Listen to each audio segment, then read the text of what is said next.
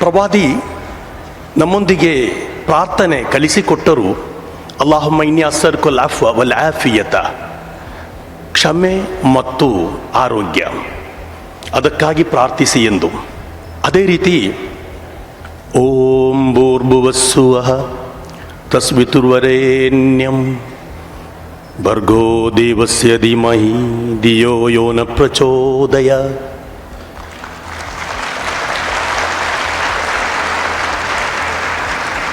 ದೇಹ, ದೇಹಿ, ಮನಸ್ಸು, ಚಿತ್ತ, ಪ್ರಜ್ಞೆ ಎಲ್ಲವನ್ನೂ ಬೆಳಗಿಸುವಂತಹ ಉಜ್ವಲವಾದ ಪ್ರಾರ್ಥನೆ ಗಾಯತ್ರಿ ಮಂತ್ರದಲ್ಲಿ. ಅದು ಆಯುರ್ವೇದ, ಯೋಗ, ಯುನಾನಿ, ಸಿದ್ಧ ಮತ್ತು ಹೋಮಿಯೋಪತಿಕ್ ಎಲ್ಲವನ್ನು ಒಳಗೊಂಡಂತೆ ಬಹಳ ಹೆಸರಲ್ಲೇ ಒಳ್ಳೆಯ ಸ್ವಾರಸ್ಯ ಇದೆ. ಆಯುಷ್ಯ ಸ್ವಲ್ಪ ಹೆಚ್ಚಾದರೆ ಆಯುಷ್ಯವನ್ನು ಚೆನ್ನಾಗಿ ಬಳಸಲಿಕ್ಕಾಗಿ ಇರುವಂತಹ ಒಳ್ಳೆಯ ದಾರಿಗಳು ಈ 5 ವ್ಯವಸ್ಥೆಗಳ ಒಕ್ಕೂಟ. ಇವತ್ತು ಹೆಚ್ಚಿನ ಕಡೆಗಳಲ್ಲಿ ಮಕ್ಕಳಿಗೆ ಬೇಕಾದಂಥ ವಿಚಾರಗಳು ಅಳವಡಿಸ್ಕೊಳ್ಬೇಕಾದಂಥ ಅನಿವಾರ್ಯತೆ ಇದೆ. ನಾವಿವತ್ತು ನಮ್ಮ ಮಕ್ಕಳಿಗೆ ಯಾವ ರೀತಿಯಲ್ಲಿ ಬೆಳೆಸ್ತೇವೆ ಅಂತ ಹೇಳಿದ್ರೆ, life is a running race, ಓಡಿ ಓಡಿ ಓಡಿ ಓಡಿ ಅಂತೇಳಿ ಕಳಿಸ್ತೇವೆ. ಕೊನೆಯದಾಗಿ ಮಕ್ಕಳು ಓಡ್ತಾ ಮಕ್ಕಳು ಎಲ್ಲಿ ಓಡಿದಾರಂತ ನಮಗೂ ಗೊತ್ತಾಗಲ್ಲ, ಅವರಿಗೂ ಗೊತ್ತಾಗಲ್ಲ. ಯಾವ ದೃಷ್ಟಿಕೋನದಲ್ಲಿ ಓಡಬೇಕು, ಯಾವ ವಿಚಾರವನ್ನು ಇಟ್ಕೊಂಡು ಓಡಬೇಕು. ನಾನು ಉಡುಪಿಗೆ ಹೋಗಬೇಕು ಅಂತೇಳಿ ಕಾಸರಗೋಡಿಗೆ ಹೋಗುವಂಥ ಮಾನಸಿಕತೆಯಲ್ಲಿ ಕಾಸರಗೋಡಿಗೆ ಹೋದ ನಂತರ ಹಿಂತಿರುಗಿ ನೋಡಬೇಕಾದಂಥ ಪರಿಸ್ಥಿತಿ, ಮಾನಸಿಕತೆ ಇವತ್ತಿನ ವ್ಯವಸ್ಥೆಯಲ್ಲಿ ವಿದ್ಯಾರ್ಥಿ ಸಮೂಹ ನಾವು ನೋಡ್ತಾ ಇದ್ದೇವೆ. ಒಂದು ಕಡೆಗಳಲ್ಲಿ ಎಜುಕೇಷನ್ ಕೊಟ್ಟರು ಕೂಡ ಕಾಮನ್ ಸೆನ್ಸ್ನ ಕೊರತೆಯನ್ನು ಕಾಣುವಂಥದ್ದನ್ನು ನಾವು ಕಾಣ್ತೇವೆ.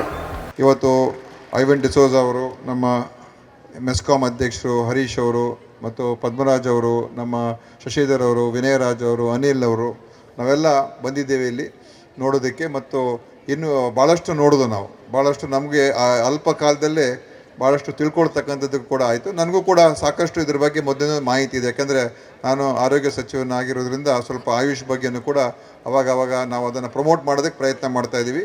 ಮತ್ತು ಅದನ್ನು ಇನ್ನೂ ಹೆಚ್ಚು ಈ ಪಂಚಕರ್ಮ ಮತ್ತು ಈ ವೆಲ್ನೆಸ್ ಕಾನ್ಸೆಪ್ಟ್ ಏನಿದೆ ಅದನ್ನು ಹೆಚ್ಚಾಗಿ ನಮ್ಮ ಇಲಾಖೆಯಲ್ಲಿ ತೊಗೊಂಬರೋದಕ್ಕೆ ನಾವು ಈ ವರ್ಷ ವಿಶೇಷವಾದಂಥ ಕ್ರಮಗಳನ್ನು ತೊಗೊಳ್ತಾ ಇದ್ದೀನಿ. ಅದು ಈಗಲೇ ಹೇಳೋಕ್ಕೆ ಹೋಗೋಲ್ಲ, ಯಾಕಂತ ಹೇಳಿದ್ರೆ ಮುಖ್ಯಮಂತ್ರಿ ಆಯುರ್ವೇದದಲ್ಲಿ ಬರ್ತದೆ. ಆದರೆ ಆ ವೆಲ್ನೆಸ್ ಕಾನ್ಸೆಪ್ಟ್ ಅಡಿಯಲ್ಲಿ ನಾವು ಆಯುರ್ವೇದ ಮತ್ತು ಈ ಏನು ಬೇರೆ ಬೇರೆ ಟ್ರೀಟ್ಮೆಂಟ್ಸ್ ಇದೆ ಅದನ್ನು ನಮ್ಮ ಸಾರ್ವಜನಿಕ ಆಸ್ಪತ್ರೆಗಳಲ್ಲಿ ವಿಶೇಷವಾದಂಥ ರೀತಿಯಲ್ಲಿ ತೊಗೊಂಬರ್ತಕ್ಕಂಥದ್ದಕ್ಕೆ ನಾವು ಒಂದು ಯೋಜನೆಗಳು ಹಾಕ್ಕೊಳ್ತಾ ಇದ್ದೀವಿ. ಸೊ ಇದು ನಮ್ಮ ಕಡೆಯಿಂದ ಇದನ್ನು ಬೆಳೆಸಬೇಕು, ಇದನ್ನು ಉಳಿಸ್ಕೋಬೇಕು. ಮತ್ತು ಇದು ಇವತ್ತಿನ ಅಗತ್ಯತೆ. ಇವೆಲ್ಲ ಇವತ್ತಿನ ಈಗ ತಾನೇ ನಮ್ಮ ಮಾಧ್ಯಮದವರು ನಮ್ಮ ಹತ್ರ ಮಾತಾಡ್ತಾಯಿದ್ರು. ಇವತ್ತಿನ ಜನ್ರೇಷನ್ಗಂತ ಏನಾಗಿದೆ ಅಂತ ಹೇಳಿದ್ರೆ ಸಾಕಷ್ಟು ಅವರಿಗೆ ಇದ್ರ ಬಗ್ಗೆ ಏನು ಪ್ರಯೋಜನಗಳಿದೆ, ಇದರಿಂದ ಆಗುವಂಥದ್ದಿದೆ. ಒಂದು ದೈಹಿಕವಾದಂಥ ವಿಷಯಗಳಿಗೆ ಮತ್ತು ಮಾನಸಿಕವಾದಂಥ ವಿಷಯಗಳಿಗೆ ಎರಡಕ್ಕೂ ಕೂಡ ಅದು ಆಯುಷಲ್ಲಿ ಸಿಗುವಂಥ ಏನು ಪರಿಹಾರಗಳು ಅದು ಅಲೋಪತಿಲಿ ಸಿಗೋದಿಲ್ಲ. ಅಲೋಪತಿ ನಾನೇನು ಅದು ಅಗತ್ಯತೆ ಇಲ್ಲ ಅಂತ ಹೇಳೋದು, ಅಲೋಪತಿ ಬೇಕೇ ಬೇಕು. ಯಾಕಂತ ಹೇಳಿದ್ರೆ ಅದು ನಮ್ಮ ಒಂದು ಮೆಡಿಸಿನಲ್ ಸಿಸ್ಟಮಲ್ಲಿ ಅದು ಇರಲೇಬೇಕು.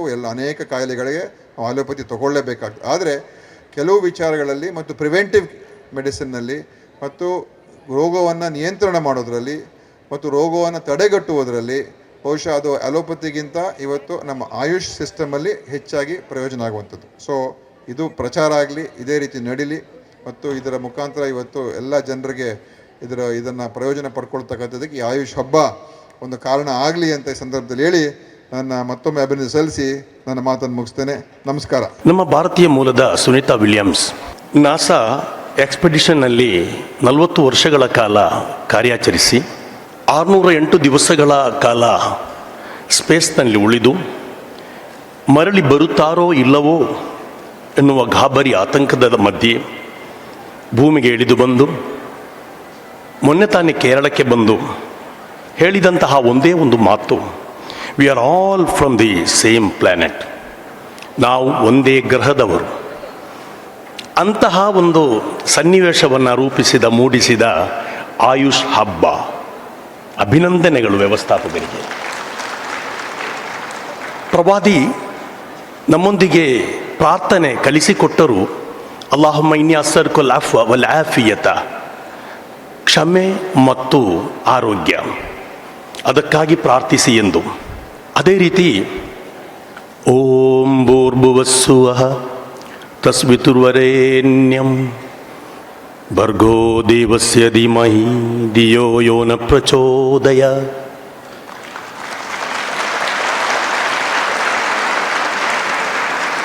ದೇಹ ದೇಹಿ ಮನಸ್ಸು ಚಿತ್ತ ಪ್ರಜ್ಞೆ ಎಲ್ಲವನ್ನೂ ಬೆಳಗಿಸುವಂತಹ ಉಜ್ವಲವಾದ ಪ್ರಾರ್ಥನೆ ಗಾಯತ್ರಿ ಮಂತ್ರದಲ್ಲಿ. ಹಾಗೆ ಆರಂಭದಲ್ಲಿ ಕಾಡು ಕಾಣನ ಕಾಂತರ ಗಿಡಮೂಲಿಕೆಗಳು, ಹಾಗೆ ಹಣ್ಣು ಹಂಪಲುಗಳು, ಅದ್ಭುತ ಜಗತ್ತನ್ನು ತೆರೆದಿಟ್ಟ ಎಕ್ಸಿಬಿಷನ್ ಎಕ್ಸ್ಪೋ, ಇದನ್ನು ನಾನು ಕರಾವಳಿ ತೀರದ ಸಂಭ್ರಮವೆಂದು ಭಾವಿಸುತ್ತೇನೆ. ಕಾರಣ ಕಳೆದ ಸೆಪ್ಟೆಂಬರ್ನಲ್ಲಿ ತುಳುನಾಡಿನ ಒಂದು ಸಂಭ್ರಮ ದುಬೈಯಲ್ಲಿ ನಡೆದಿತ್ತು. ಅಲ್ಲಿಯೂ ಕೂಡ ಇಂತಹ ಅದ್ಭುತವಾದ ಕಾಡಿನೊಳಗೆ ಸೇರಿ ಬೆಳಕನ್ನು ಆರೋಗ್ಯವನ್ನು ಪಡೆಯುವಂತಹ ಭಾರತೀಯ ಸಂಸ್ಕೃತಿ ಇದೆಯಲ್ಲ, ಅದನ್ನು ವಿಜೃಂಭಿಸುವಂತೆ ಮಾಡಿದಂಥ ಒಂದು ಕಾರ್ಯಕ್ರಮ. ಹಾಗೆ ಇಲ್ಲಿಯೂ ಕೂಡ ಅದನ್ನು ಕಂಡಾಗ ತುಂಬ ಸಂತೋಷವಾಯಿತು. ಮಹನೀಯರೇ, ಭಾರತ ಅನ್ನುವುದು ಪ್ರಕೃತಿಯೊಂದಿಗೆ ಬದುಕಲು ಕಲಿಸುವಂತಹ ಒಂದು ಮಣ್ಣು. ಅದರಲ್ಲಿ ಕರುನಾಡು ಅದ್ಭುತವಾದಂತಹ ಉಜ್ವಲವಾದಂತಹ ಮಣ್ಣು. ಅದರಲ್ಲಿ ತುಳುನಾಡು ಅನ್ನೋದಿದೆಯಲ್ಲ, ಅದು ಇನ್ನಷ್ಟು ಉಜ್ವಲವಾದ, ಒಂದೇ ಗ್ರಹದಲ್ಲಿ ಎಲ್ಲವನ್ನೂ ನಮಗೆ ನೀಡುವ ಒಂದು ಉಜ್ವಲ ಅವಕಾಶವನ್ನು ನೀಡಿದ ಪೃಥ್ವಿ ಅಂತ ನಮಗೆ ಹೇಳಬಹುದು. ಮಹನೀಯರೇ, ಅಂದು ಕಷ್ಟ ಇತ್ತು, ದಾರಿದ್ರ್ಯ ಇತ್ತು. ಆವಾಗ ಬೇರು ನಾರುಗಳ ಕಡೆ, ಕಾಡು ಕಾಣನದ ಕಡೆ ನಮ್ಮನ್ನು ಹಿರಿಯರು ತೆಗೆದುಕೊಂಡು ಹೋದರು. ಅವರು ಆಹಾರವಿಲ್ಲದಿದ್ದಾಗ ಕಹಿಯಾದ ಕೇನೆಯನ್ನು ಸಿಹಿಯಾಗಿ ಪರಿವರ್ತಿಸಿದರು. ನಾರುಗಳಲ್ಲಿ ಔಷಧವನ್ನು ಕಂಡು ಬದುಕುವ ರೀತಿಯನ್ನು ಕಲಿಸಿಕೊಟ್ಟರು. ಕಹಿಯನ್ನು ಸಿಹಿಯಾಗಿಸುವ, ಸಾಯಲು ಬಿಡದೆ, ಹಾಗೆ ಸಾಯುವ ಸಂದರ್ಭ ಬಂದಾಗಲೂ ಕೂಡ ಬದುಕಿ ಉಳಿಯುವ ಕಲೆ ಹೇಗೆ ಎಂದು ಕಲಿಸಿಕೊಟ್ಟ ಅದ್ಭುತವಾದ ತುಳುನಾಡಿನ ಸಂಸ್ಕೃತಿ. ಈ ರೀತಿಯಲ್ಲಿ ನಿಸರ್ಗದೊಂದಿಗೆ, ಪ್ರಕೃತಿಯೊಂದಿಗೆ ಸೇರಿಕೊಂಡು ಬದುಕುವುದೇ ಆಯುರ್ವೇದ, ಹಾಗೆ ಯುನಾನಿ, ಹೋಮಿಯೋಪತಿ, ಹಾಗೆ ತಿಬ್ಬುನ್ನಬಿ ಅನ್ನುವಂತಹ ಅದ್ಭುತವಾಗಿರುವಂತಹ ಚಿಕಿತ್ಸಾ ವ್ಯವಸ್ಥೆಗಳು. ಏನು ಸಾಂಪ್ರದಾಯಿಕವಾಗಿ ನಮ್ಮ ಸುತ್ತಮುತ್ತಲಿನ ಪ್ರಕೃತಿಯಿಂದ ಪಡೆಯುವಂತಹ ಆರೋಗ್ಯ, ಇದನ್ನು ನಾವು ಅದ್ಭುತವಾಗಿ ಕಾಣುತ್ತೇವೆ. ಖಂಡಿತವಾಗಿಯೂ ಕೂಡ ಇವತ್ತು ಮದ್ದೇ ರೋಗವಾಗುವ ಕಾಲದಲ್ಲಿದ್ದೇವೆ ನಾವು. ಮದ್ದಿನಲ್ಲಿ ಏನು ಪೈಪೋಟಿ ನಡೀತಾ ಇದೆ. ದೂರ ದೂರದ ರಾಜ್ಯಗಳಿಂದ ಮದ್ದುಗಳು, ಮಾತ್ರೆಗಳು ಬರ್ತಾ ಇದೆ. ಇದರಿಂದ ನಾವು ಓಡಿ ಬಚಾವಾಗಬೇಕಾಗಿದೆ. ಇರಲಿ, ಹೆಚ್ಚು ಮಾತನಾಡುವುದಿಲ್ಲ. ಪ್ರವಾದಿಯವರು ಹೇಳಿದ್ದು ಕುರ್ಆನ್ನಲ್ಲಿ, ಕುಲು ವಶರಬು ವಲಾ ತುಶ್ರಿಫು, ತಿನ್ನಬೇಕು, ಕುಡಿಯಬೇಕು, ದುರ್ವ್ಯಯ ಮಾಡಬಾರದು ಅಂತ. ಇಲ್ಲಿ ಏನಾಗಿದೆ ಅಂದರೆ, ಆಯುರ್ವೇದದ ಮುಖ್ಯ ನೆಲೆ ಪಂಚ ಭೂತಗಳಲ್ಲಿ ನಾವು ಅದನ್ನು ಅಳವಡಿಸಿಕೊಳ್ಳುವುದಾಗಿದೆ ಅಂತ ನಮಗೆ ಮನವರಿಕೆ ಮಾಡಲು ಸಾಧ್ಯವಾಗುತ್ತದೆ. ತಿನ್ನುವುದು, ಕುಡಿಯುವುದು ದುರ್ವ್ಯಯ ಅಂದರೆ ಜಾಸ್ತಿ ಮಾಡಿಟ್ಟು ಹಾಳು ಮಾಡುವುದು ಮಾತ್ರ ಅಲ್ಲ, ಜಾಸ್ತಿ ಒಳಗೆ ಸೇರಿಸಿ ಕೂಡ ಹಾಳು ಮಾಡುವುದು ದುರ್ವ್ಯಯ. ಅದು ಒಳಗೆ ಸೇರಿದರೂ ಕೂಡ ದುರ್ವ್ಯಯವೇ. ಸಿಕ್ಕಾಪಟ್ಟೆ ಆಯಿಲ್ ಸೇರ್ತಾ ಇದೆ ದೇಹದಲ್ಲಿ, ಸಿಕ್ಕಾಪಟ್ಟೆ ಸಕ್ಕರೆ ಸೇರ್ತಾ ಇದೆ, ಸಿಕ್ಕಾಪಟ್ಟೆ ಏನೋ ಕ್ಯಾಲರಿ ಸೇರಿ ತುಂಬ ತೊಂದರೆ ಆಗ್ತಾ ಇದೆ. ಇದರಿಂದ ಮುಕ್ತಿ ಪಡೆಯಬೇಕಾದರೆ ನಿಜವಾಗಿಯೂ ಈ ಆಯುಷ್ಯ ಅನ್ನುವ ಒಂದಿಷ್ಟು ಈ ಕಾರ್ಯಕ್ರಮಕ್ಕೆ ಬಂದಾಗಲೇ ಗೊತ್ತಾಯಿತು, ಇದು ನಮ್ಮ ಆಯುಷ್ಯವನ್ನು ಜಾಸ್ತಿ ಮಾಡುತ್ತದೆ ಅಂತ. ಅಂತಹ ಒಂದು ಅದ್ಭುತವಾದ ಕಾರ್ಯಕ್ರಮ ಇದು. ಪ್ರವಾದಿಯವರು ಹೇಳಿದರು, ಈ ರೋಗದ ಮೂಲ ಹೊಟ್ಟೆ ಅಂತ. ಹೊಟ್ಟೆ ಅಂದರೆ ಅದರ ಪಂಚಭೂತಗಳಿವೆ. ಅಲ್ಲಿ ಒಂದು ವಿಸ್ತೀರ್ಣ ಆಕಾಶವಿದೆ. ಅದೇ ಆಹಾರ ಅನ್ನುವ ಪೃಥ್ವಿ, ಅದನ್ನು ಕಾಣಬಹುದು ನಮಗೆ, ಭೂಮಿ, ಮಣ್ಣು. ಇನ್ನು ಗಾಳಿ ಬೇಕು. ಪ್ರವಾದಿಯವರು ಈ ಹೊಟ್ಟೆಯನ್ನು 3 ಹಂತವಾಗಿಸಿದರು. ಕೆಳಗಿನದು ಆಹಾರ, ಮಣ್ಣು, ಅದರ ನಂತರದಲ್ಲಿ ನೀರು, ಮೇಲೆ ಗಾಳಿ. ನೀರು ಬಂತು, ಗಾಳಿ ಬಂತು, ಇನ್ನು ಜೀರ್ಣ ಮಾಡುವಂತಹ ಅಗ್ನಿಯೂ ಅಲ್ಲಿ ಇದೆ. ಪಂಚಭೂತಗಳು ನಮ್ಮ ಹೊಟ್ಟೆಯೊಳಗಿವೆ. ಅದರಲ್ಲಿ ವಿಷ ತುಂಬಿಕೊಳ್ಳುವಾಗ ಅದನ್ನು ಬೇರ್ಪಡಿಸುವ ಹೊರಗೆ ತರುವಂತಹ ಕಾರ್ಯ, ಅದೇ ಹಿಜಾಮ ಅನ್ನುವ ಕಾರ್ಯ ಯುನಾನಿ ಚಿಕಿತ್ಸೆಯಲ್ಲಿ ಇದೆ. ಅದೇ ರೀತಿ ಆಯುರ್ವೇದದಲ್ಲಿಯೂ ಕೂಡ ಪಂಚಕಾರ್ಯಗಳು ಇವೆ. ಅದರ ವಿಸ್ತೀರ್ಣ, ಅದರ ವಿವರಣೆ ಎಲ್ಲ ನಿಮಗೆ ತಿಳಿದಿರಬಹುದು. ಹೊರಗೆ ವಿಷವನ್ನು ಹೊರಗೆ ತರುವಂತಹ, ಕಲ್ಮಶವನ್ನು ಹೊರಗೆ ತರುವಂತಹ ಪ್ರಕ್ರಿಯೆ. ಹೀಗೆ ಮುಂದುವರೆದು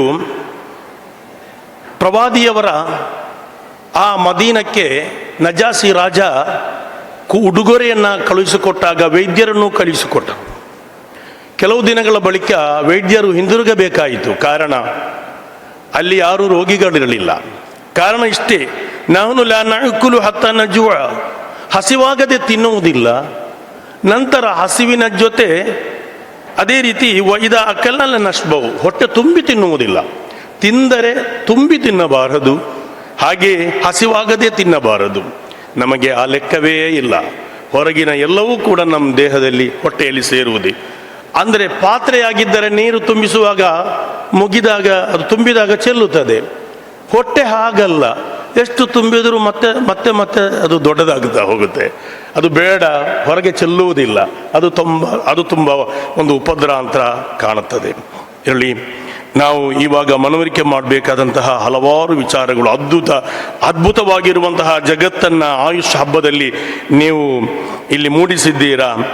ಇಲ್ಲಿ ನಾವು ಹೊಟ್ಟೆಯನ್ನು ತುಂಬಿಸುವಾಗ ನಾವು ಬಾಟಲಿ ಪಾನೀಯಗಳನ್ನು ತುಂಬಿಸಿ, ಪ್ಯಾಕ್ಡ್ ಆಗಿರುವಂತಹ ಪಾನೀಯಗಳನ್ನು ತುಂಬಿಸಿ ನಾವು ಹಾಳು ಮಾಡುವಾಗ ಅದನ್ನೆಲ್ಲ ಬಿಟ್ಟು ಬೇರುಗಳಿಂದ, ಎಲೆಗಳಿಂದ, ಗೆಡ್ಡೆ ಗೆಣಸುಗಳಿಂದ ಪರಂಪರೆಯಲ್ಲಿ ನಾವು ಅನುಭವಿಸಿದ ನಮ್ಮ ಹಿರಿಯರು ಬದುಕಿದ ಆಯುಷ್ಯದೊಂದಿಗೆ, ದೀರ್ಘ ಆಯುಷ್ಯದೊಂದಿಗೆ ಬದುಕಿದಂತಹ ಆ ಒಂದು ಪರಂಪರೆ ಇದೆಲ್ಲ, ಅದರೆಡೆಗೆ ನಾವು ಮರಳಬೇಕಾಗಿದೆ.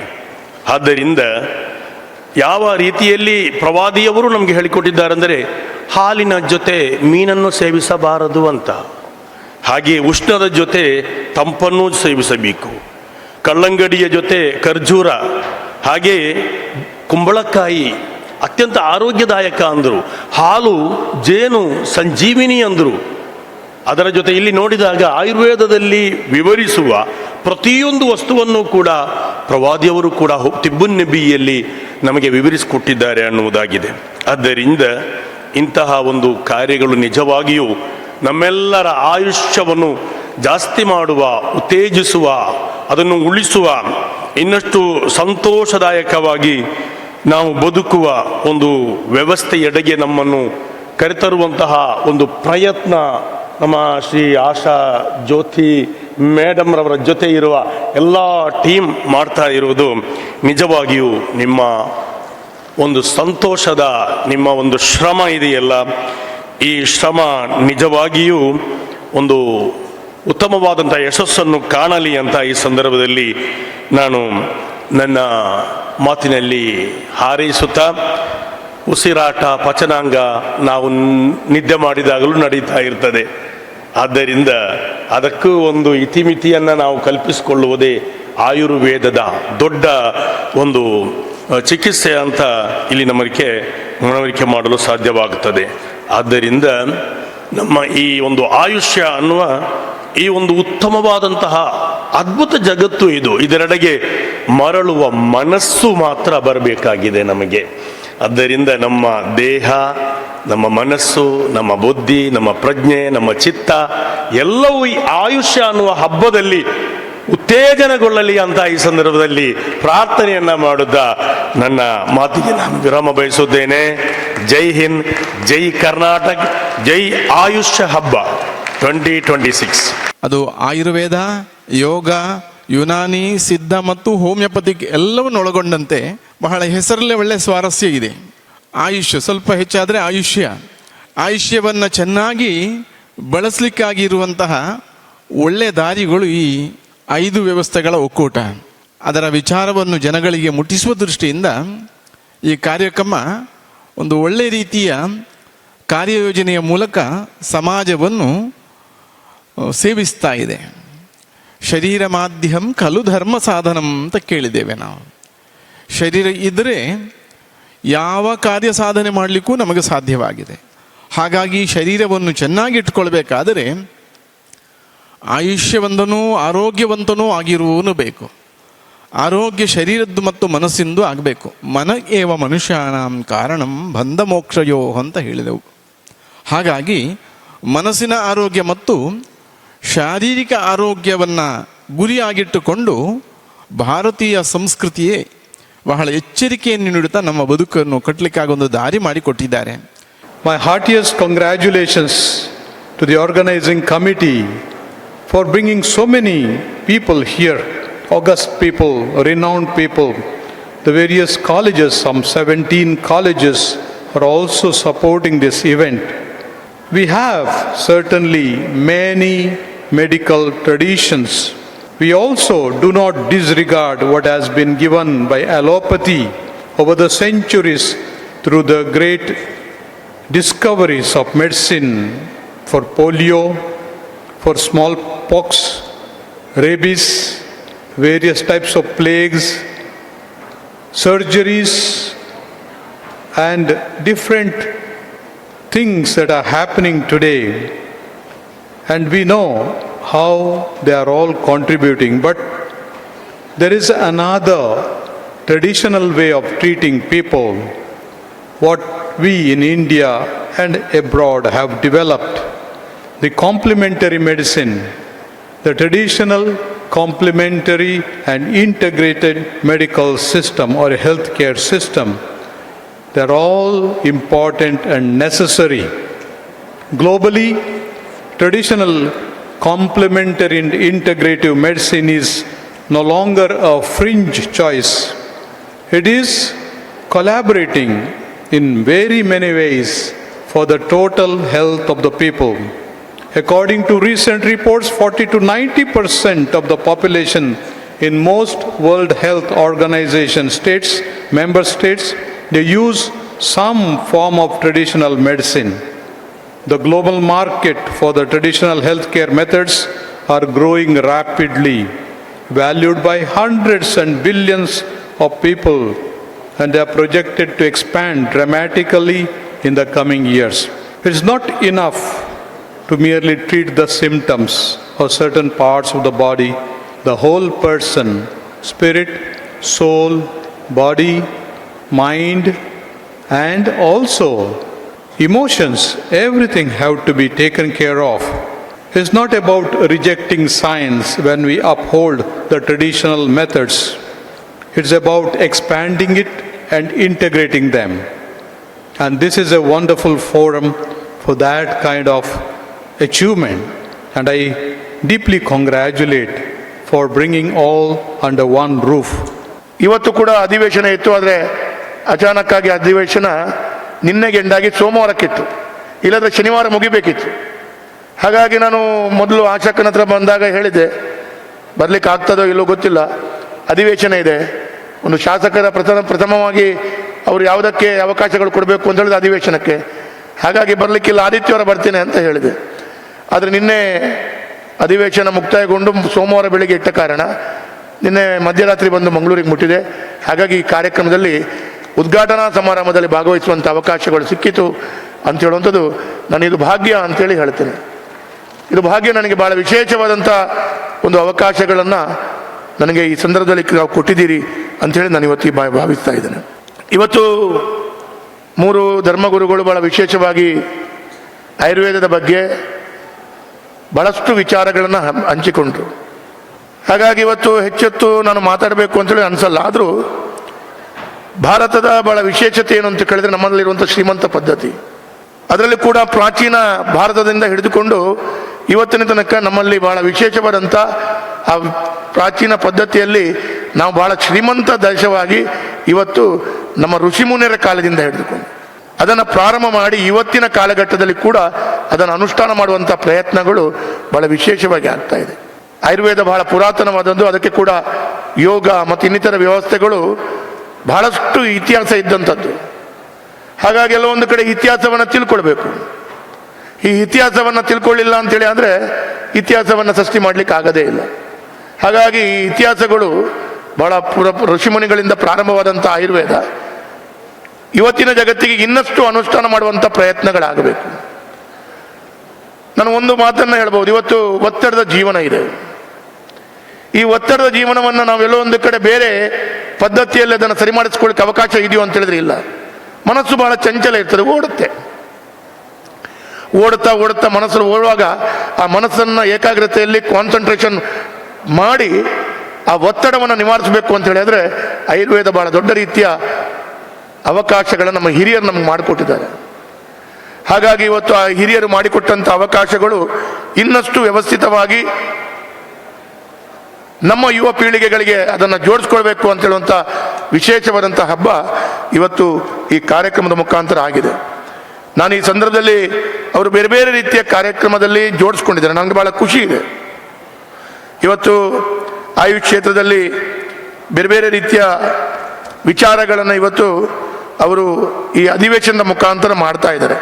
ಅದರಲ್ಲಿ ಕೂಡ ಆರೋಗ್ಯಕ್ಕೆ ಬೇಕಾದಂಥ ವಿಚಾರಗಳಿರ್ಬೋದು,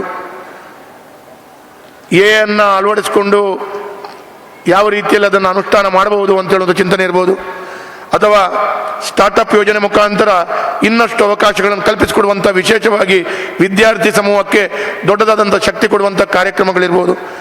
ಹೀಗೆ ಬೇರೆ ಬೇರೆ ರೀತಿಯಲ್ಲಿ ಆರೋಗ್ಯದ ವ್ಯವಸ್ಥೆಗಳಲ್ಲಿ ಸಿರಿಧಾನ್ಯ ಇರ್ಬೋದು, ಅಥವಾ ಇಂಟಿಗ್ರೇಟಿವ್ ಆಯುರ್ವೇದದ ಮುಖಾಂತರ ಬಹಳಷ್ಟು ಜೀವನವನ್ನು ಯಶಸ್ವಿಯಾಗಿ ಸಾಧಿಸುವಂಥ ದೃಷ್ಟಿಯಲ್ಲಿ ಬಹಳ ದೊಡ್ಡ ರೀತಿಯಲ್ಲಿ ಅವಕಾಶಗಳನ್ನು ಕಲ್ಪಿಸಿಕೊಡಲಾಗಿದೆ. ಇವತ್ತು ಹೆಚ್ಚಿನ ಕಡೆಗಳಲ್ಲಿ ಮಕ್ಕಳಿಗೆ ಬೇಕಾದಂಥ ವಿಚಾರಗಳು ಅಳವಡಿಸ್ಕೊಳ್ಬೇಕಾದಂಥ ಅನಿವಾರ್ಯತೆ ಇದೆ. ನಾವಿವತ್ತು ನಮ್ಮ ಮಕ್ಕಳಿಗೆ ಯಾವ ರೀತಿಯಲ್ಲಿ ಬೆಳೆಸ್ತೇವೆ ಅಂತ ಹೇಳಿದ್ರೆ, life is a running race, ಓಡಿ ಓಡಿ ಓಡಿ ಓಡಿ ಅಂತೇಳಿ ಕಳಿಸ್ತೇವೆ. ಕೊನೆಯದಾಗಿ ಮಕ್ಕಳು ಓಡ್ತಾ ಮಕ್ಕಳು ಎಲ್ಲಿ ಓಡಿದಾರೆ ಅಂತ ನಮಗೂ ಗೊತ್ತಾಗಲ್ಲ, ಅವರಿಗೂ ಗೊತ್ತಾಗಲ್ಲ. ಯಾವ ದೃಷ್ಟಿಕೋನದಲ್ಲಿ ಓಡಬೇಕು, ಯಾವ ವಿಚಾರವನ್ನು ಇಟ್ಕೊಂಡು ಓಡಬೇಕು. ನಾನು ಉಡುಪಿಗೆ ಹೋಗಬೇಕು ಅಂದರೆ ಕಾಸರಗೋಡಿಗೆ ಹೋಗುವಂಥ ಮಾನಸಿಕತೆಯಲ್ಲಿ ಕಾಸರಗೋಡಿಗೆ ಹೋದ ನಂತರ ಹಿಂತಿರುಗಿ ನೋಡಬೇಕಾದಂಥ ಪರಿಸ್ಥಿತಿ ಮಾನಸಿಕತೆ ಇವತ್ತಿನ ವ್ಯವಸ್ಥೆಯಲ್ಲಿ ವಿದ್ಯಾರ್ಥಿ ಸಮೂಹ ನಾವು ನೋಡ್ತಾ ಇದ್ದೇವೆ. ಒಂದು ಕಡೆಗಳಲ್ಲಿ ಎಜುಕೇಷನ್ ಕೊಟ್ಟರು ಕೂಡ ಕಾಮನ್ ಸೆನ್ಸ್ನ ಕೊರತೆಯನ್ನು ಕಾಣುವಂಥದ್ದನ್ನು ನಾವು ಕಾಣ್ತೇವೆ. ನಾವು ಹಿಂದೆ ನೋಡ್ತಾ ಇದ್ವಿ, ಏನು ಅಂತ ಕೇಳಿದ್ರೆ ಎಲ್ಲೋ ಒಂದು ಕಡೆ ದಾರಿಯಲ್ಲಿ ಆಕ್ಸಿಡೆಂಟ್ ಆದರೆ, ಏನಾದರೂ ಅನಾಹುತ ಆದರೆ ಇದ್ದವರು ಎಲ್ಲರೂ ಆ ಅನಾಹುತ ಆದಂಥ ವ್ಯಕ್ತಿಯನ್ನು ಆಸ್ಪತ್ರೆಗೆ ಕೊಂಡೋಗುವಂಥ ಮಾನಸಿಕತೆ ನೋಡ್ತೀವಿ. ಇವತ್ತು ನಾವು ಅದೇ ನೋಡ್ತೇವೆ, ಎಲ್ಲೋ ಒಂದು ಕಡೆ ಅನಾಹುತ ಆದರೆ 50 ಫೋನ್ ಮೇಲೆ ಬರುತ್ತೆ, ವಿಡಿಯೋ ಶೂಟಿಂಗ್ ಆಗುತ್ತೆ. ಯಾಕಂತ ಹೇಳಿದ್ರೆ ಆ ಮಾನಸಿಕತೆ ಬೆಳೆಸ್ಕೊಳ್ಬೇಕು ಅಂತ ಹೇಳಿದ್ರೆ ಅದರ ಜೀವನದಲ್ಲಿ ಆಯುರ್ವೇದದ ಅಂಶಗಳನ್ನು ತುಂಬಿಸಿಕೊಳ್ಳುವಂಥ ರೀತಿಯ ವಾತಾವರಣ ಸೃಷ್ಟಿಯಾಗಬೇಕು. ಅದಕ್ಕಾಗಿ ನಾನು ಕೂಡ ಬಹಳ ವಿಶೇಷವಾಗಿ ಆಯುರ್ವೇದವನ್ನು ನಂಬುವ. ಇವತ್ತು ಒತ್ತಡದ ಜೀವನದಲ್ಲಿ ನಮಗೆ ನಾವಿವತ್ತು 2 ಮಿನಿಟ್ಸ್ ಮ್ಯಾಗಿ ಹಾಗೆ, ಈಗ ತಲೆನೋವಾಗಿದೆ, ಈಗ ತಲೆನೋವು ನಿಲ್ಲಬೇಕು, ಈಗ ಹಲ್ಲು ನೋವಿದೆ, ಈಗ ಹಲ್ಲು ನೋವು ನಿಲ್ಲಬೇಕು, ಈ ರೀತಿಯ ಮಾನಸಿಕತೆಯಲ್ಲಿ ನಾವು ಬಂದುಬಿಟ್ಟಿದ್ದೇವೆ. ಯಾಕಂದ್ರೆ ಒತ್ತಡ ಇದೆ, ಕೆಲಸ ಇದೆ, ವ್ಯಾಪ್ತಿ ಇದೆ, ಜವಾಬ್ದಾರಿ ಇದೆ. ಹಾಗಾಗಿ ಈ ಜವಾಬ್ದಾರಿಗೋಸ್ಕರ ನಾವು ತಕ್ಷಣ 2 ಮಿನಿಟ್ಸ್ ಮ್ಯಾಗಿ ಹಾಗೆ ಗುಣಮುಖವಾಗಬೇಕಾದಂಥ ವಾತಾವರಣವನ್ನು ಸೃಷ್ಟಿ ಮಾಡಿಕೊಳ್ತಾ ಹೋಗ್ತೇವೆ. ಆದರೆ ಎಲ್ಲೋ ಒಂದು ಕಡೆ ಮೌಲಾನಾರವರು ಹೇಳಿದರು, ನಾವು ಏನನ್ನು ಸೇವಿಸಬೇಕು. ನಾಲಿಗೆ ಭಾಳ ರುಚಿ ಇದೆ. ನಾಲಿಗೆಗೆ ರುಚಿ ಏನು ಅಂತ ಕೇಳಿದ್ರೆ ತಿನ್ನುವಾಗ ನಾಲಿಗೆ ಗೊತ್ತಾಗುತ್ತೆ, ಹೊಟ್ಟೆಗೆ ಗೊತ್ತಾಗಲ್ಲ ಏನು ತಿಂತೀವಿ ಅಂತ. ಹೊಟ್ಟೆಗೆ ಕೇವಲ ಹೊಟ್ಟೆ ತುಂಬುತ್ತೆ, ಆದರೆ ನಾಲಿಗೆ ರುಚಿಯನ್ನು ಹೇಳುತ್ತೆ. ಹಾಗಾಗಿ ಆ ನಾಲಿಗೆಯನ್ನು ವಿಶೇಷವಾಗಿ ಆ ರುಚಿಯನ್ನು ಯಾವ ರೀತಿ ಅದನ್ನು ನಾವು ನಿಗ್ರಹಿಸ್ಬೋದು, ಯಾವ ರೀತಿಯಲ್ಲಿ ಅದನ್ನು ಸರಿಪಡಿಸ್ಬೋದು, ನನಗೆ ಕೂಡ ಭಾಳ ಕಷ್ಟದ ಕಾರ್ಯ. ಕೆಲವೊಮ್ಮೆ ನಮಗೆ ಸಮಯ ಸಿಗಲ್ಲ, ಸಮಯ ಸಿಕ್ಕಿದಾಗ ಭಾಳಷ್ಟು ತಿನ್ನುವಂಥದ್ದು. ಅದು ಕೂಡ ಭಾಳ ಈ ರೀತಿಯ ಅಭ್ಯಾಸಗಳು, ಹವ್ಯಾಸಗಳು ಯಾವ ರೀತಿಯ ಸರಿಯಾದ ಮಾರ್ಗದರ್ಶನ, ಸರಿಯಾದ ದಾರಿಯನ್ನು ತೋರಿಸುವಂಥ ದೃಷ್ಟಿಯಲ್ಲಿ ನಮ್ಮ ಋಷಿಮುನಿಗಳ ಕಾಲದಿಂದ ಈ ಆಯುರ್ವೇದವನ್ನು ನಾವು ಅನುಷ್ಠಾನ ಮಾಡುವಂಥ ಕೆಲಸ ಕಾರ್ಯಗಳು ಮಾಡಿದ್ದಾರೆ. ಅದನ್ನು ಇನ್ನಷ್ಟು ವ್ಯವಸ್ಥಿತವಾಗಿ ಬೆಳೆಸುವಂಥ ದೃಷ್ಟಿಯಲ್ಲಿ ಈ ಶಿಕ್ಷಣ ಸಂಸ್ಥೆಯವರ ಕೊಡುಗೆ.